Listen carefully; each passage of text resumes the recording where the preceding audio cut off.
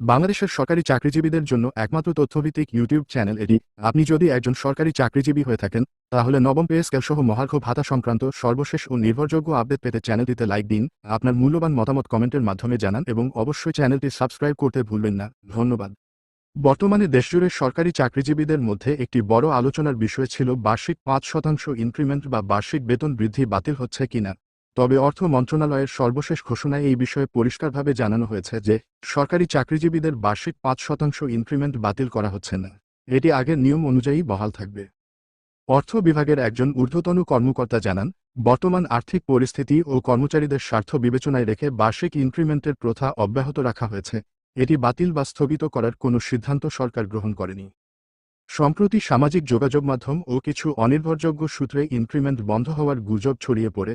এতে চাকরিজীবীদের মধ্যে উদ্বেগ ও বিভ্রান্তি সৃষ্টি হয়। সরকার সেই গুজবের অবসান ঘটিয়ে পুনরায় আশ্বস্ত করেছে যে ইনক্রিমেন্ট ব্যবস্থা পূর্বের ন্যায় বহাল থাকবে। বাজেট ঘোষণা উপলক্ষে চূড়ান্ত সিদ্ধান্ত অনুযায়ী ১ জুলাই থেকে প্রথম থেকে নবম গ্রেডের কর্মকর্তা কর্মচারীরা পাবেন ১৫% হারে মহার্ঘ ভাতা, আর দশম থেকে ২০ গ্রেডের কর্মীরা পাবেন ২০% হারে ভাতা। অন্যদিকে মহার্ঘ ভাতা কার্যকরের সঙ্গে সঙ্গে ২০২৩-২৪ অর্থবছর থেকে পাওয়া ৫% বিশেষ প্রণোদনা সুবিধা বাতিল হয়ে যাবে। অর্থ মন্ত্রণালয়ে অনুষ্ঠিত এক বৈঠকে এই হার চূড়ান্ত করা হয়েছে। বৈঠক শেষে অর্থ উপদেষ্টা ড সালেহুদ্দিন আহমেদ জানিয়েছিলেন, নতুন অর্থবছরে মহার্ঘ ভাতা ঘোষণা হবে, তবে কিছুটা সময় লাগবে। সরকারি চাকরিজীবীদের মহার্ঘ ভাতা নিয়ে বছরের শুরুতে আলোচনা শুরু হলেও তা বন্ধ হয়ে যায়।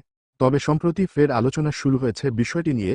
গত জানুয়ারি মাস থেকেই সরকারি চাকরিজীবীদের মহার্ঘ ভাতা কার্যকরের পরিকল্পনা ছিল সরকারের। সে অনুযায়ী উদ্যোগও নেওয়া হয়েছিল, কিন্তু তখনকার অর্থনৈতিক পরিস্থিতিতে এই উদ্যোগের সমালোচনা করেছিলেন অর্থনীতিবিদরা।